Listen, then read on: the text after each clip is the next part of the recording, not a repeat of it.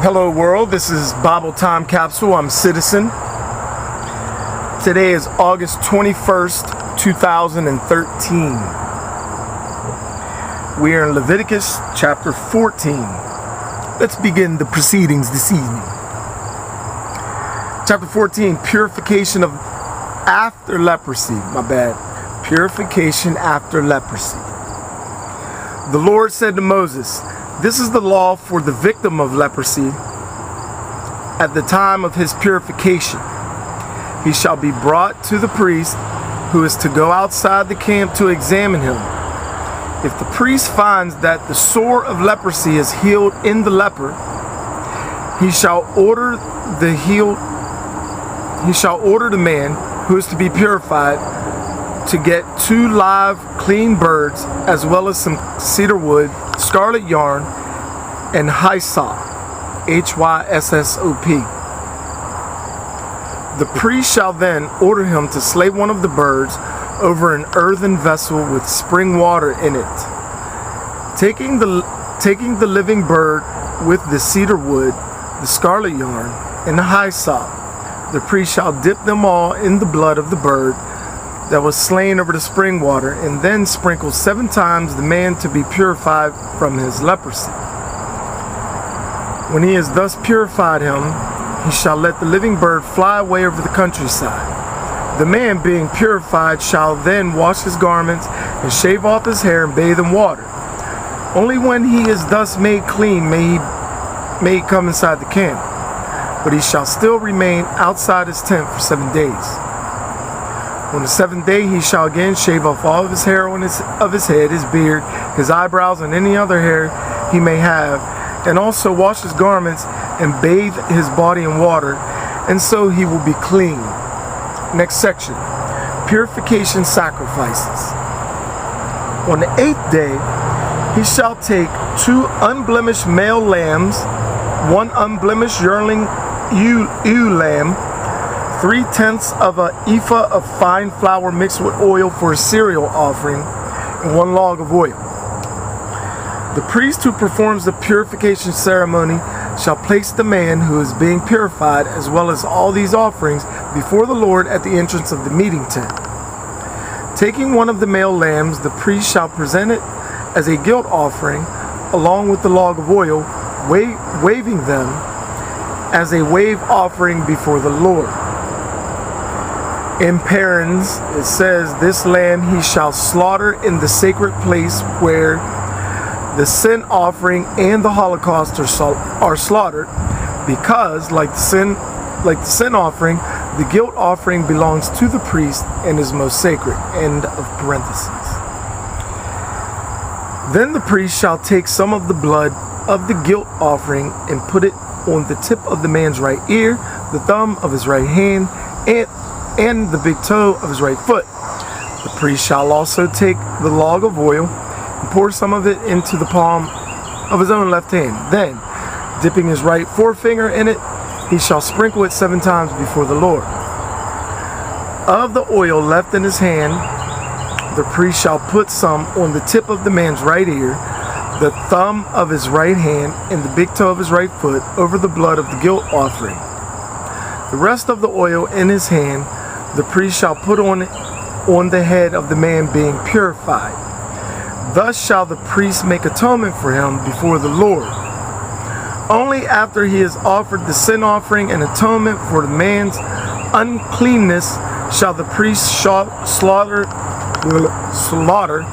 the holocaust and offer it together with the cereal offering on the altar before the Lord. When the priest has thus made atonement for him, the man will be clean. Next section, poor leper sacrifice. If a man is poor and cannot afford so much, he shall take 1 male lamb for a guilt offering, to be used as a wave offering and atonement for himself. 1/10 of an ephah of fine flour mixed with oil for a cereal offering, a log of oil, and 2 turtle doves or pigeons, which he can more easily afford, the one as a sin offering and the other as a holocaust. On the 8th day of his purification, he shall bring them to the priest at the entrance of the meeting tent before the Lord. Taking the guilt offering lamb along with the log of oil, the priest shall wave them as a wave offering before the Lord. When he has slaughtered the guilt offering lamb, he shall take some of its blood and put it on the tip of the right ear of the man being purified, on the thumb of his right hand, and on the big toe of his right foot. The priest shall then pour some of the oil into the palm of his own left hand, and with his forefinger sprinkle it 7 times before the Lord. Some of the oil in his hand the priest shall also put on the tip of the man's right ear, the thumb of his right hand, and the big toe of his right foot, over the blood of the guilt offering. The rest of the oil in his hand and the priest shall put on the man's head. Thus shall he make atonement for him before the Lord. Then, of the turtle doves or pigeons, such as the man can afford, the priest shall offer up one as a sin offering, the other as a holocaust, along with the cereal offering. Thus shall the priest make atonement before the Lord for the man who is to be purified. This is the law for one afflicted with leprosy who has insufficient means for purification. Next section. Leprosy of houses.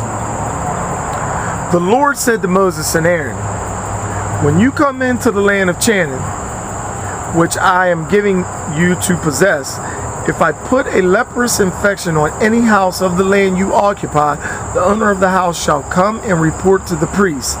It looks like to me as if my house were infected. The priest shall then order the house to be cleared out before he goes in to examine the infection, lest everything in the house become unclean. Only after this is he to go in to examine the house. If the priest, on examining it, finds that the infection on the walls of the house consists of greenish or reddish depressions which seem to go deeper than the surface of the wall, he shall close the door of the house behind him and quarantine the house for 7 days. On the 7th day the priest shall return to examine the house again. If he finds that the infection is spread on the walls, he shall order the infected stones to be pulled out and cast in an unclean place outside the city. The whole inside of the house shall then be scraped, and the mortar that has been scraped off shall be dumped in an unclean place outside the city. The new stones shall be brought and put in the place of the old stones. And the new mortar shall be made and plastered on the house. If the infection breaks out once more after the stones have been pulled out and the house has been scraped and replastered, the priest shall come again.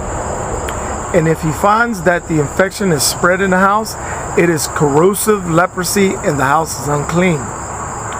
It shall be pulled down, and all of its stone, beams, and mortars shall be hauled away to an unclean place outside the city. Whoever enters a house while it is quarantined shall be unclean until that evening. Whoever sleeps or eats in such a house shall also wash his garments. If the priest finds, when he comes to examine the house, that the infection has, in fact, not spread after plastering, he shall declare the house clean, since the infection has been healed. To purify the house, he shall take 2 birds, as well as cedar wood, scarlet yarn, and hyssop. One of the birds he shall slay over an earthen vessel with spring water in it. Then, taking the cedar wood, the hyssop, and the scarlet yarn, together with the living bird, he shall dip them all in the blood of the slain bird and the spring water, and sprinkle the house 7 times. Thus shall he purify the house with the bird's blood and the spring water, along with the living bird, the cedar wood, the hyssop, and the scarlet yarn. He shall then let the living bird fly away over the countryside outside the city. When he has thus made atonement for it, the house will be clean. This is the law for every kind of human leprosy and scald, as well as for scabs, pustules, and blotches, so that it may be manifest when there is a state of uncleanness, and when a state of uncleanness. This is the law for leprosy. The end. Chapter 14 of Leviticus. I'm Citizen. This is Bible Time Capsule. Be kind to one another. Love each other. Peace. I'm out.